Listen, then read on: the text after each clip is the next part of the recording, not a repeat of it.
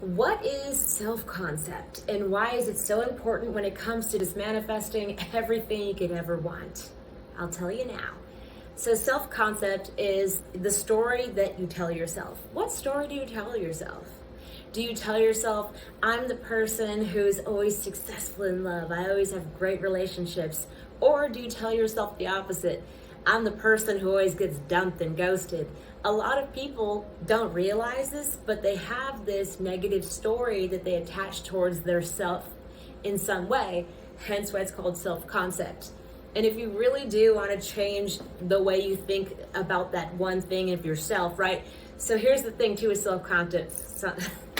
With self-concept, it's really interesting is that you can have a great self-concept when it comes to money, right? You're like, yes, I make a ton of money, but my self-concept in love is lackluster. Apparently I've had some blockages there. I have some limiting beliefs there that are always getting in the way of all my relationships.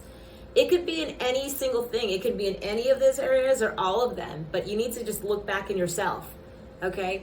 When something isn't going the way that you wanted it to go, you know, in a 3D world, right? In some external situation, you have to take a pause and you have to just look at yourself. Hey, wait, there must be something in my self-concept that I need to work on right now.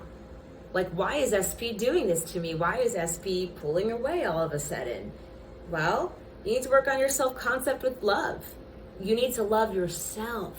When you love yourself more than anything else and you put yourself on the pedestal, all of a sudden, your self-concept is going to change when you just keep on doing those affirmations that we talked about. You assume a different self-concept, you know, and you do that by your repetition over and over again. I've always been successful in love. I've always been rich. I've always been famous.